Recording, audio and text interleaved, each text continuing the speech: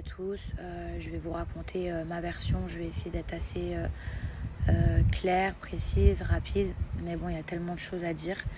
Je vous cache pas que je suis encore sous le choc face à tout ce qui s'est passé, face à cette injustice. Alors je vous explique, hier, je devais descendre dans le sud parce que c'était l'anniversaire de mon beau-papa que je n'avais pas vu depuis 7 mois. Bref, je suis désolée, je suis un petit peu émue. C'était également la fête des pères aussi hier, donc c'était super important pour moi de descendre, voilà. Et dans la foulée, quelques jours après, vous savez qu'il y a le tournage du Cross qui commence. Donc j'ai pris mes affaires, voilà, pour ce tournage. Alors j'ai pas pris 10 valises, mais 3. J'arrive à la gare avec mes 3 valises. Donc j'avais 3 valises qui ont une taille normale et une petite qu'on met, vous savez, les bagages à main dans les avions qu'on peut prendre avec nous qui sont petites. Donc j'arrive à la gare, il me reste à peu près 10 minutes avant de prendre mon train. Je suis accompagnée d'un ami à moi.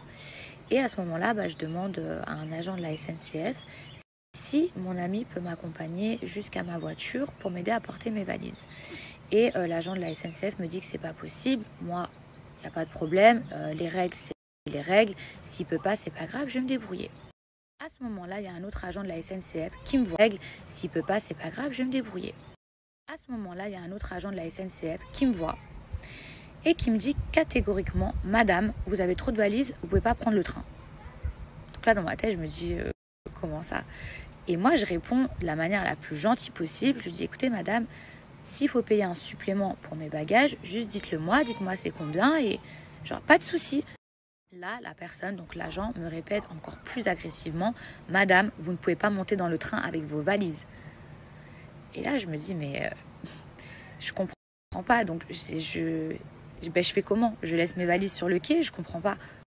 En vrai, la seule chose que je veux, c'est trouver une solution. Sauf que je vois qu'elle m'en donne aucune, mis à part « Madame, laissez vos valises sur le quai. » En fait, je vois que je suis face à une personne qui vraiment ne veut rien entendre. Sauf que moi, dans 5 minutes, le train, il part. Donc à ce moment-là, j'essaie de trouver une solution. Je vois qu'il y a un passager qui assiste à la scène, qui a envie de m'aider, et je vois qu'il a qu'un bagage. Donc je vais gentiment le voir, je lui dis, écoutez, est-ce que ça vous dérange pas de me prendre une valise avec vous, juste le temps de marcher, etc. Parce que visiblement, j'ai le droit qu'à 2 valises. Et la personne, elle me dit, il n'y a aucun problème, pas de souci. Donc là, je me dis, c'est cool, j'ai trouvé une solution. Et là, l'agent, elle revient comme une furie.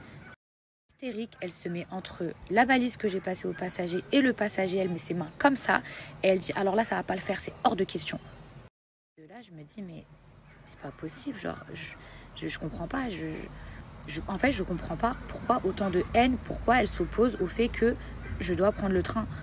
Donc, elle insiste sur le fait que à bord, j'ai le droit qu'à 2 valises. Or, dans le règlement de la SNCF, j'ai le droit. Là, je me dis, mais c'est pas possible. Genre, je comprends pas. En fait, je comprends pas pourquoi autant de haine, pourquoi elle s'oppose au fait que je dois prendre le train. Donc, elle insiste sur le fait que à bord, j'ai le droit qu'à 2 valises. Or, dans le règlement de la SNCF, j'ai le droit d'avoir 3 valises. Et si, par exemple, j'en ai plus, de payer un supplément. Genre, je lui ai fait quoi? Je comprends pas, je la connais pas. À ce moment-là, je me dis, mais je lui ai fait quoi? Je comprends pas, je la connais pas, mais elle veut pas que je monte dans le train. Sauf que moi, je dois rentrer pour l'anniversaire de mon beau-père, je dois rentrer pour le tournage, et à ce moment-là, je vois qu'il reste plus que 2 minutes. Donc, en fait, je me dis, bon, elle, peut-être que, je sais pas, peut-être qu'elle s'est mal réveillée, peut-être qu'elle a eu un problème à ce moment-là dans la vie. Vous savez pas, des fois les gens, ils se comportent d'une certaine façon parce que, je sais pas, vous voyez ce que je veux dire? Je me suis dit, Mila, te prends pas la tête, c'est pas grave. Là, il te reste 2 minutes, cours, va attraper ton train et après tu régleras ça dans le train avec un agent et tu paieras un supplément si tu dois payer un supplément. À ce moment-là, je vous jure sur ce que j'ai de plus cher, cette personne s'est mise à me courir derrière en hurlant, en demandant aux autres agents de bloquer l'accès au train. À ce moment-là, en fait, j'ai plus d'autre choix. Je décide de sortir mon téléphone portable, de filmer la scène, tellement c'est invraisemblable. Je me dis, si je raconte cette histoire, il n'y a personne qui va me croire, sauf que cette personne, elle m'empêche de prendre mon train. Au moment où je sors mon téléphone, elle est venue prendre mon téléphone, l'arracher des mains. Elle a tenté d'arracher mon téléphone portable. Là, je vois que le train va partir. Qu'est-ce que je fais? Je cours dans la voiture, je monte dedans. À ce moment-là, je vous jure sur ce que j'ai de plus cher au monde. D'accord, je suis dans le train. Elle monte dans la même voiture que moi. Elle tente d'arracher mes valises, de les extraire sur le quai. Je vais vous dire que je vous mens pas. Regardez, j'ai perdu mes ongles en essayant de tirer ma valise. Regardez. À ce moment-là, moi, je suis dans le train. Je me dis, c'est bon, il va pouvoir démarrer. Je vais régler ça avec une autre personne ou un autre agent qui peut-être sera un petit peu plus apte à m'écouter et à entendre ce qui ne va pas. À ce moment-là, elle, en fait, elle refuse de monter dans le train. Et je me rends compte que le train, il part pas parce que c'est elle la contrôleuse de ce train. Donc, en fait, pendant 45 minutes, voire 1 heure, elle a pris en otage tout le train parce qu'elle ne voulait pas monter dedans car j'y étais. Moi, la seule chose que je voulais, c'est que le train parte et qu'on puisse tous rentrer chez nous ou faire ce qu'on avait à faire. À ce moment-là, elle a commencé à dire que je l'avais agressée. Je ne sais pas si vous vous rendez compte. Elle est partie dire que je l'avais agressée. Des gens de la sécurité qui sont venus, SUGE ou quelque chose comme ça, qui ont été super gentils avec moi, hyper compréhensifs, qui m'ont expliqué que en fait, là, c'était plus le problème des valises. C'est-à-dire que maintenant, elle m'accusait de l'avoir agressée.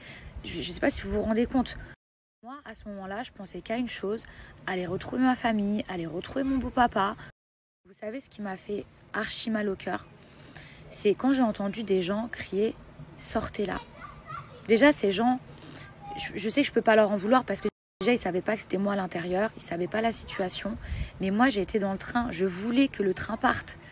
C'est elle qui a fait en sorte qu'il ne parte pas parce qu'elle ne voulait pas monter dedans. Et est-ce que vous imaginez la peine que ça a pu me faire quand j'ai entendu « Sortez là » parce qu'en fait, eux, ils pensaient que c'était à cause de moi que le train ne partait pas. Il y a des gens de mon wagon, super gentils, qui ont essayé d'aller voir cette femme en lui disant « Écoutez, c'est qu'un problème de valise, c'est rien. Au pire des cas, elle paye un supplément, c'est ridicule, etc. » Elle hurlait « La SNCF, c'est moi. » Ça veut dire quoi la SNCF, c'est moi? C'est à ce moment très précis que l'histoire, elle a pris un tout autre tournant. Il y a la police qui a débarqué. Moi, je me suis dit, enfin, ça y est, on va pouvoir partir. De toute façon, je suis dans mon droit, j'ai 3 valises. Au pire des cas, la petite à main. Bon, ben voilà, encore une fois, s'il faut payer un supplément, il n'y a pas de souci.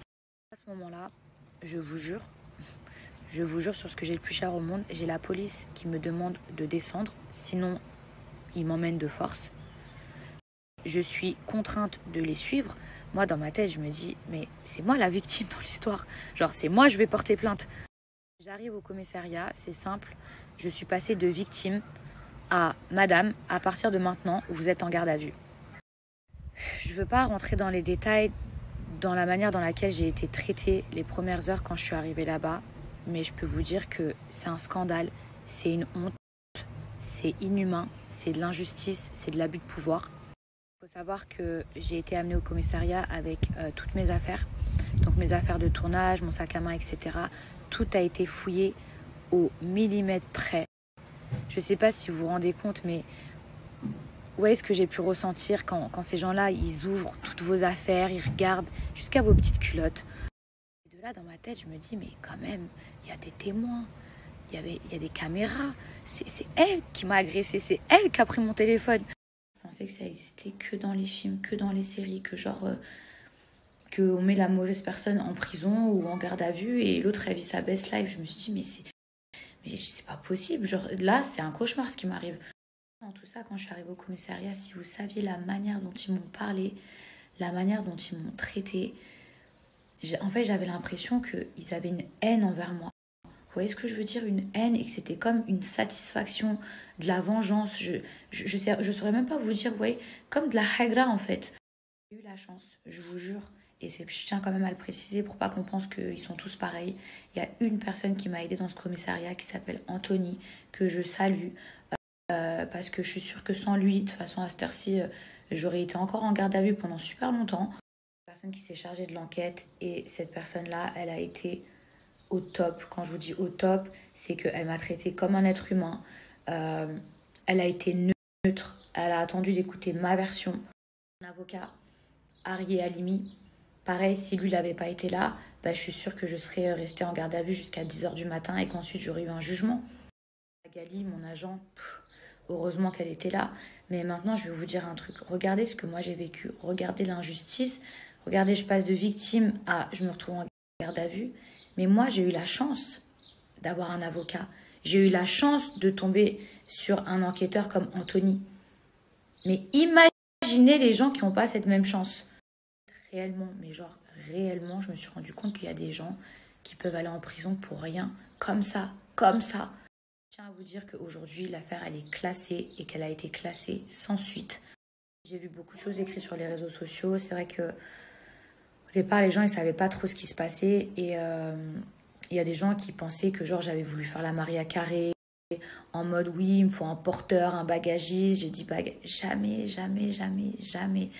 Les gens qui me connaissent, vous savez en plus que je suis pas comme ça. Un jour, j'étais assise dans ma cellule et je me disais, c'est pas possible. C'est pas possible ce qui est en train de m'arriver. Je repensais à l'histoire, je me disais pour des bagages en plus auxquels j'avais le droit. Je me suis dit, mais genre c'est réel, il y a des gens vraiment, il y a des gens, ils peuvent abuser de leur pouvoir comme ça et vous pouvez rien faire. Je me posais 1 milliard de questions. 1 milliard de questions. Je me suis dit, est-ce qu'on me fait ça parce que je suis une candidate de télé ou est-ce qu'on me fait ça parce que c'est juste de l'abus de pouvoir? Donc voilà mes petits chats, maintenant vous avez ma version de l'histoire. Faites attention à vous, je vous jure, c'est le meilleur conseil que je peux vous donner. Je vais vous laisser aussi le contact de mon avocat parce que ça pourra toujours vous servir. Les vidéos de la gare, elles ont été visionnées, analysées. On voit clairement que je n'ai jamais agressé cette femme, bien au contraire. Donc voilà, maintenant vous savez toute l'histoire, toute la vérité et c'est une affaire qui a été classée sans suite.